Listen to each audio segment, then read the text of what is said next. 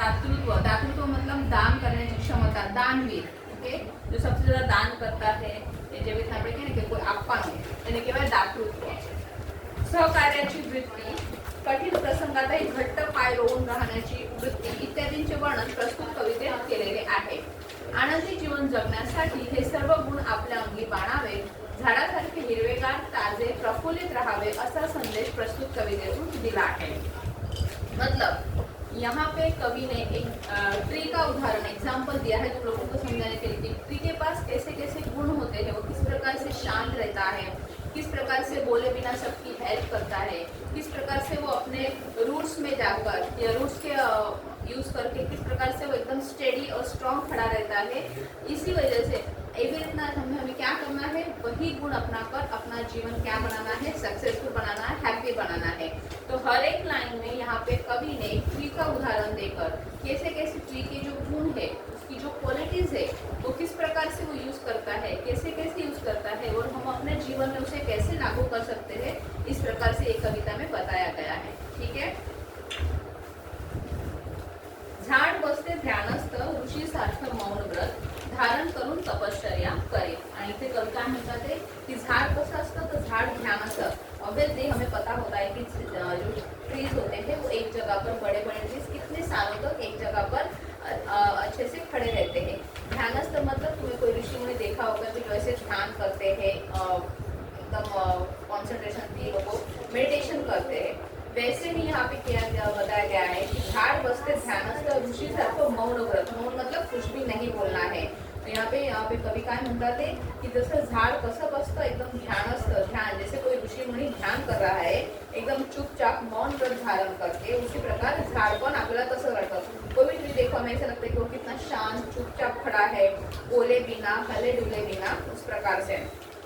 आणि धारण करून तपश्चर्या करत. ऐसा लगता है कि कोई मुनि जो महात्मा होते हैं, संत मुनि होते हैं, वो जिस प्रकार से ध्यान लगाकर मौन व्रत धारण करके तपस्या करते हैं, उसी प्रकार से एक ट्री, एक झाड त्या प्रकारे ती तपश्चर्या करत आहे, बसलेलं आहे, ध्यानस्थ मुनीसारखं ते मौन व्रत धारण करून बसलेलं आहे. एखादा ऋषीमुनी जसं मौन व्रत मतलब कुछ भी नहीं बोलना है, घेऊन ध्यान लावून तपश्चर्या करत बसतो, त्याप्रमाणे झाडही मुख मतलब कुछ भी नहीं बोलना है किंवा अबोल होऊन ध्यानस्थ बसते. आलं लक्षात. पहिली 2 लाईन. पक्षी झाडांचे कुणीच नसतात तरीही झाड त्यांचं असतं. आणि जे पक्षी, जे बर्ड्स जे झाडावर येतात, जे झाडावर आपलं થોડા જે બર્ડ્સ હોય છે એ કંઈ ભલે ઝાડ પર તો નેસ્ટ નથી બાંધતા, બરાબર. હવે અહીંયા ઉડતા ઉડતા 2 મિનિટ અહીંયા રેસ્ટ કરશે, પછી બીજા ટ્રી પર જશે, બીજા ટ્રી પર બેસશે, પછી ત્રીજા ટ્રી પર. એટલે એ પક્ષી માટે, બર્ડ્સ માટે ઝાડ કોઈ નથી, પણ ઝાડ काय आहे, ઝાડ સगळ्यांचं असतं.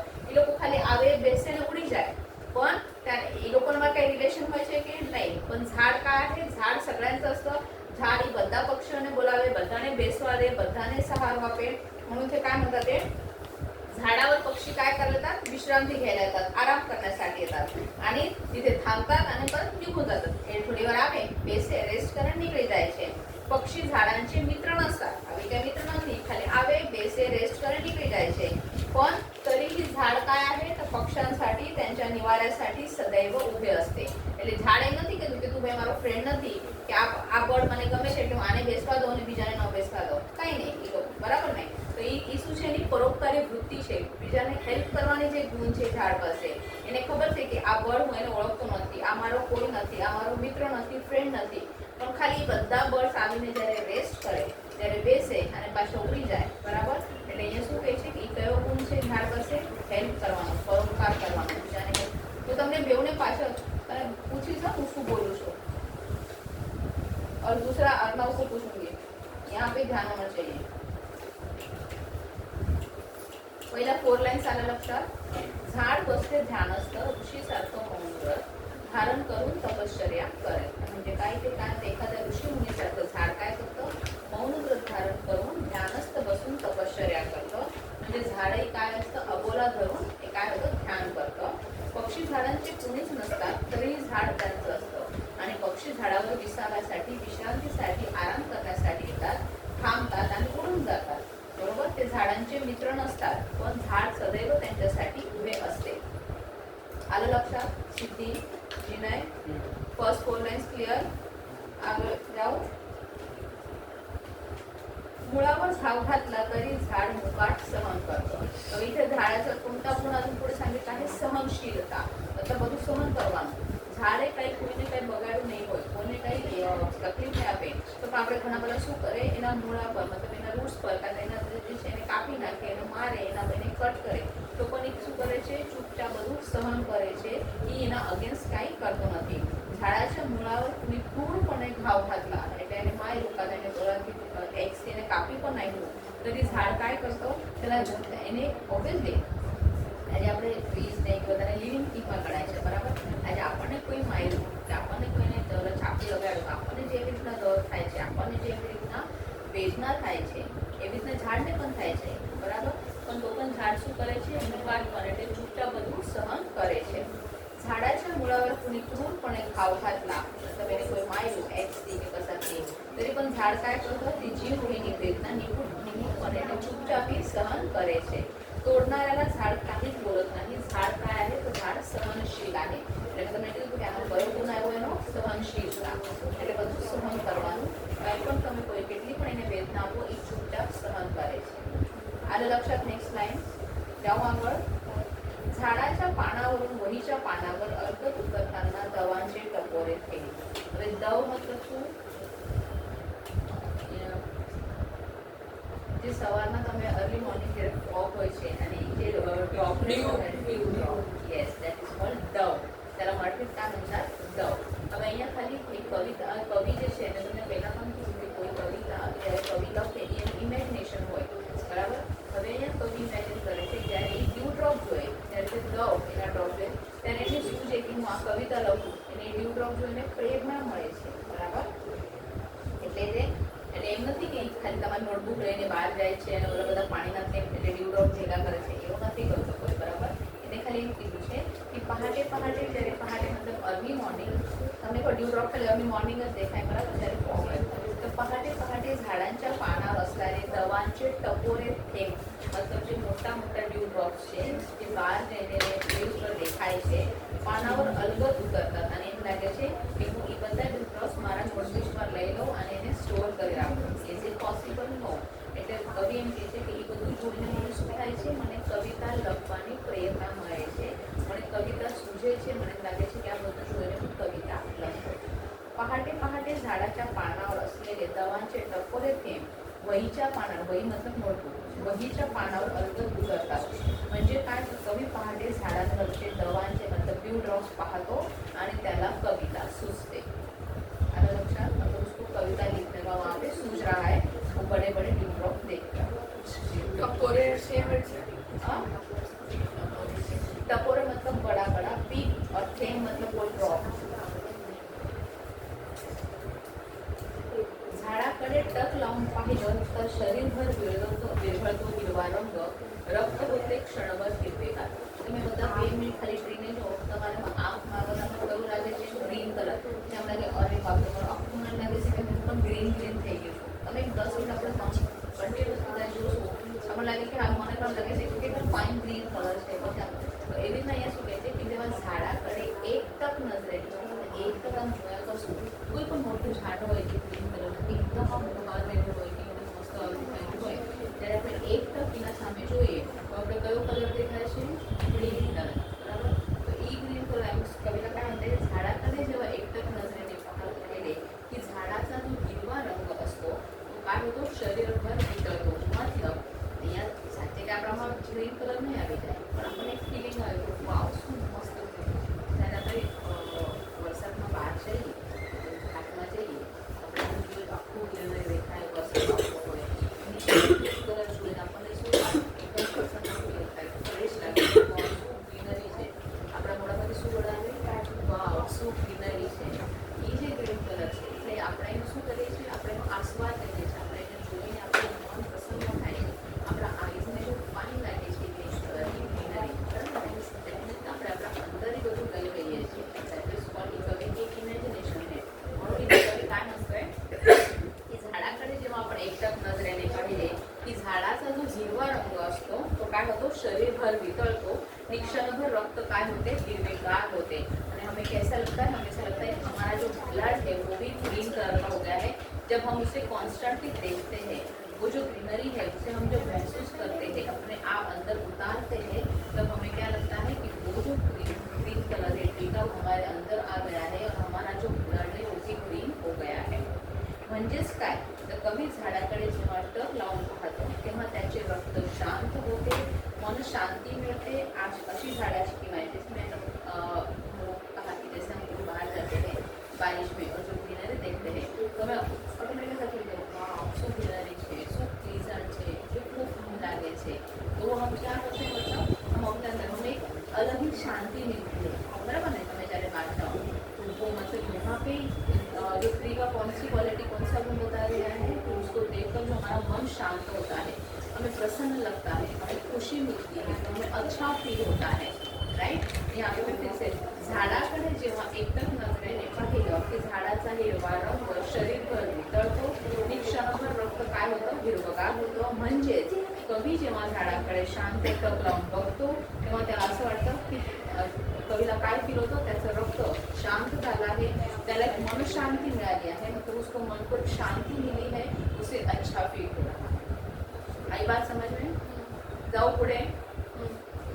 जमीन आयुष्य होतं नुकत्याच फुटलेल्या फुलांसारखं टवटवीत, झाडाचे बाहू सरसावलेले असतात मुसाफिरांना कवेत घेण्यासाठी। आणि फुटलेले मतलब ऐसे उसको तोड़ना, उसको बोलते मराठी में फुडणे।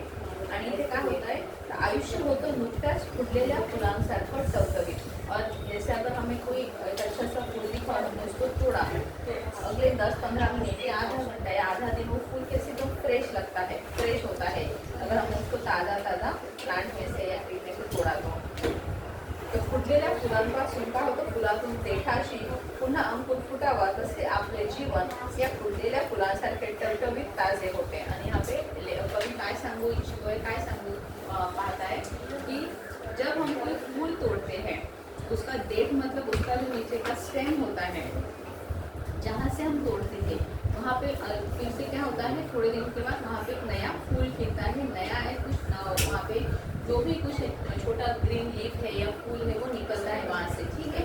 तो जैसे वो फूल इतना टवटवीत मतलब इतना फ्रेश होता है, इतना ताज़ा लगता है, इतना अच्छा लगता है, वैसे ही हमारे जीवन में हमें क्या करना चाहिए, एकदम फ्रेश रहना चाहिए, अच्छे से काम करना चाहिए। म्हणजे कवी काय म्हणतात ते, आणि आपले जीवन काय करायचं आहे, तर आपले जीवन त्या फुटलेल्या मतलब तोडलेल्या फुटे हुए फुलासारखे टवटवीत ताजे होते, नव्याने आयुष्य जगण्याची उमेद मिलते। आणि फिर से एक नए सिरे से अगर कुछ भी प्रॉब्लम हुआ तो जब हम वो फूल को देखते हैं तो हमें लगता है कि अरे नहीं, जैसे भले એને આપણે તોડી નાખ્યું, એ તૂટી ગયું તો પણ એ કેટલું ફ્રેશ લાગે છે, અને પાછું થોડા દિવસ પછી ત્યાં પાછું બીજું ફૂલ આવવાનું છે।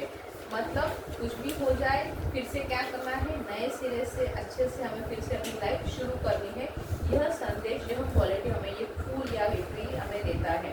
एखाद्या प्रवाशाला जैसे झाडांचे बाहू सरसावलेले असतात मुसाफिरांना कवेत घेण्यासाठी, आणि एखादा प्रवाशाला किंवा जो भी मतलब रस्ते से जा रहा है त्यांना प्रेमाने मिठीत घेण्यासाठी काय आहे, झाड आपले हात सदैव पुढे सरसावले असतात, पुढे ठेवतो। हम लोगों को भी कभी हम भले अभी बाय कार भी जा रहे हो और बीच में कोई कहते चलो रुकते हुए हम क्या करते हैं, कुछ भी देखकर उसके बड़े से शेड के नीचे कार खड़ी करते हैं और वहाँ पे ट्री के नीचे अच्छे से हम अपना टाइम स्पेंड करते हैं। तो उस मतलब यहाँ पे कभी भी वही कह रहा है कि कोई भी प्रवासी या कोई भी जो रास्ते से जा रहा है तो उसको अगर आराम करना है तो क्या करता है, एक पेड़ के नीचे बैठकर आराम करता है। आणि झाड काय आहे, सदैव त्याला मदत करण्यासाठी झाडाचे हात सदैव त्याच्या पुढे असतात, त्याला सदैव त्या प्रवाशाला त्या मुसाफिराला ते मदत करतात, त्याला सावली देतात, त्याला छाया देतात। आलं लक्षात? पानझडीनंतर झाड पुन्हा नवीन वस्त्र धारण करतं, नव्या नवरीसारखं। અને તમને ખબર હશે કે મોસ્ટલી એટલે સિઝન આવે કે જાન્યુઆરી ફેબ્રુઆરીમાં જ્યારે ઘણા બધા જે ટ્રીઝ હોય પાન બળની મતલબ એના બધા લીવ નીચે પડી જાય અને એકદમ ડ્રાય તેવું થઈ જાય, પણ એ મળી ન જાય અને પાછું એમાં નવા નાના લીફ આવે અને પાછું એકદમ ગ્રીન થઈ જાય, બરાબર। म्हणून इथं काय पानझडी नंतर मतलब पान गळी, जेव्हा બધા झाडના જ્યારે पान બધા ગળી જાય, નીચે પડી જાય आणि त्या मोसमानंतर झाडाला पुन्हा नवीन पालवी फुटते आणि ती इवली जी नानी छोटी लीव्ज आलेली आहे, बरोबर ना, लीव्ज आले आणि ती जी इगली छोटी छोटी पाने असतात ती तिथे काय येतात, परत जन्माला येतात. जणू झाड नवीन नवरीसारखं, वधूसारखं, न्यू ब्राइड सारखं क्या करता है, अच्छे से फिर से नए कपड़े पहन के वो ग्रीन कलर के और फिर से सज धज के खड़ा हो जाता है. आणि जणू झाड काय करतं, नवीन वधूसारखं शृंगार मतलब सज धज के नए कपडे अंगावर चढवत नवीन स्वप्ने सजवतं. आलं लक्षात? पुढे जाऊ. ब्राइड, वधू. झाडाला पालवी फुटल्यावर फुटते शरीरभर पालवी आणि झटकते जाते मरगळ. आणि इथे काय आहे, इथे कवी म्हणतात की जेव्हा આપણે પણ જ્યારે જોઈએ કે एक ट्री में तो पान झड़ जाए, बराबर, सब उसके पत्ते गिर जाते हैं और थोड़े दिन के बाद उसको नए छोटे छोटे हमारे हरे पत्ते आ जाते हैं. तो जब वो हम देखते हैं तो हमें भी इतना अच्छा लगता है, अरे अभी देखो फिर से पूरा क्या हो गया, एकदम हरा भरा हो गया है, नए नए छोटे एकदम ग्रीन ग्रीन कलर के छोटे छोटे पत्ते आ गए हैं और फिर उसे देख के हमें भी अच्छा लगता है. और मरगड़ मतलब वो जो बोरिंग सा होता है, कुछ अच्छा नहीं लगता है, उसे बोलते हैं मराठी में मरगड़. और जब हम ऐसा कुछ देखते हैं, एक नया कुछ की जो देखो पूरा सब जो पत्ते थे वो गिर गए, फिर से नए पत्ते आए, हरे हरे हरे एकदम नए पत्ते आकर वो जो हम देखते हैं तो हमारी लाईफ में जो वो बोरियत है वो निकल जाती है. त्या नुकत्याच पालवी फुटल्या झाडाकडे पाहिले की आपल्यालाही शरीरावर पालवी फुटते आणि नवीन उत्साह संचारतो, नवीन उत्साह वाटतो, आनंद होतो आणि आपण आपला आळस, मरगळ मतलब लेझीनेस, आळस झटकून काय करतो, तर नवीन आयुष्याला आपण सामोरे जातो. मतलब हमें भी जो हमारे जीवन में कुछ ऐसा होता है कि भाई चलो अभी बहुत आलस आ रहा है, ये नहीं करना है, वो नहीं करना है, लेकिन हम ऐसा कुछ देखते हैं कि जो एक ट्री है वो फिर से अच्छा हरा भरा हो गया है, फिर से सज धज के खड़ा है, फिर से नया जीवन जीने के लिए, उसे देख के हमें भी प्रेरणा मिलती है. हम भी अपने जीवन का जो आलस है वो निकाल कर अपने अच्छे से नए जीवन को मतलब फेस करते हैं. आई बात समझ में आ रही सबको? पक्ष्यांच्या मंजूळ नादात झाडाचंही जीवनाचं एक संथ गाणं दडलेलं असतं. आणि ह्या पे कविता म्हणतात की झाडांवर पक्षी सुरेल आवाजात किलबिलतात. સાંભળ્યું હશે કે જ્યારે ટ્રી પર સાંજના બધા બર્ડ્સ બધાને ચર્પ કરતા હોય છે અને આપણને લાગે કે અને તમારે એક તમે જોજો, સપોઝ તમે કોઈ ટ્રેકિંગ માટે જંગલમાં ગયા હશો, તમને બર્ડ દેખાય ને અને બર્ડ ઝાડની અંદર બેસીને કંઈક આવાજ કરતો હોય તો આપણને એમ લાગે કે ઓલું ઝાડ જ કંઈક બોલે છે, બરાબર. त्यावर પાંદડા હલે તો આપણે લાગે કે ઝાડ કે सॉन्ग गाय છે પણ आवाज अलगથી આવતો હોય છે. म्हणून इथे काय लिहिलं आहे की झाडावर पक्षी सुरेल आवाजात किलबिल करतात आणि जणू त्या झाडाचे जीवनाचे एक मंद असे गाणे लपलेले आहे. म्हणजे काय असं वाटतं, असं लगता है कि वो जो पेड़ है, वो जो झाड़ है वही गीत गा रहा है, एकदम सुरीली आवाज में वो गाना गा रहा है. हसावं कसं सळसळत्या पानासारखं, मुडावं कसं तर झाडासारखं घट्ट पाय होवे. आणि ते कवी काय म्हणतो, तर कवी म्हणतो की माणसाने झाडाच्या सळसळत्या पानासारखं हसावं. तुमने देखा होगा कि जैसे अगर कभी हवा चलती है तो जो पत्ते होते हैं वो आवाज करते हैं, फटफट फटफट सळसळ करते. तो कवी काय म्हणतो, हमें भी कैसे करना चाहिए, हंसना चाहिए किस प्रकार से, जैसे वो जो पत्ता है, वो जो पत्ते हैं एकदम बिंदास जैसे वो आवाज करते हैं, उसी प्रकार से हमें भी अपनी लाइफ में हंसना चाहिए, खुश रहना चाहिए. आपल्या मुळांचे पाय जमीन घट्ट होऊन उभे राहतात आणि झाड काय करतो, अपना मुळं मतलब रूट्स, कभी भी तुमने देखा होगा जो बड़े बड़े पेड़ हैं उनके रूट्स बहुत मतलब जमीन में एकदम स्ट्रॉन्ग होते हैं. तो हमें भी क्या करना चाहिए, झाड जसं आपल्या मुळांचे पाय जमिनीत घट्ट होऊन उभे राहतं तसंच आपणही आयुष्यात ठाम निर्धाराने उभे राहिले पाहिजे आणि जीवन जगलं पाहिजे. मतलब हमें भी जो कुछ भी करना है वो एकदम स्ट्रांगली डिसीजन लेकर खड़ा रहना है. कोई भी प्रॉब्लम आए उसे स्ट्रांगली फेस करना है और अच्छे से जीवन आगे बढ़ाना है. ठीक है, आई बात समझ में? जी नाही? जगावं कसं तर हिरवगार झाडासारखं, रोजचं चिंतन करावं कसं तर झाडासारखं. आणि ते कवी काय म्हणतात ते की आपण कसं जीवन जगावं, हिरवगार झाडासारखं आपलं आयुष्य जगावं, झाडासारखा मनात सखोल विचार करावा, सगळ्यांना मदत करावी, सगळ्यांना मदत करावी, परोपकार वृत्ती ठेवावी. म्हणजे जसं झाड त्याच्या सगळ्या क्वालिटीज, ज्याप्रमाणे क्वालिटीज वापरून जीवन जगतं त्याप्रमाणे आपण आपलं जीवन जगायला हवं. दुसरों को मदत करणार, आपल्या आयुष्याचे चिंतन करावे, अंतर्मुख होऊन विवेकी होऊन चांगले जीवन जगावे. आणि आपल्या आयुष्यात चिंतन मतलब हमें हमेशा सोचना है कि हमने क्या गलत किया या क्या सही किया या हमें कैसे करना चाहिए था, इस प्रश्न में कैसे बिहेव करना चाहिए था, ये मेरा थोड़ा गलत होगा तो मैं उसे सुधारूंगा कैसे, त्याला म्हणतात चिंतन करणे, थिंकिंग. ओके, जसं झाड चिंतन करतं, अंतर्मुख मतलब ओरिजिनल. ओके, झाड़ ज्याप्रमाणे चिंतन करून अंतर्मुख मतलब खुद से समझ के की नाही मुझे ऐसे बिहेव करना है, त्याप्रमाणे आपण आपलं जीवन काय करायचं आहे, जीवनाचं चिंतन करायचं आहे आणि त्याप्रमाणे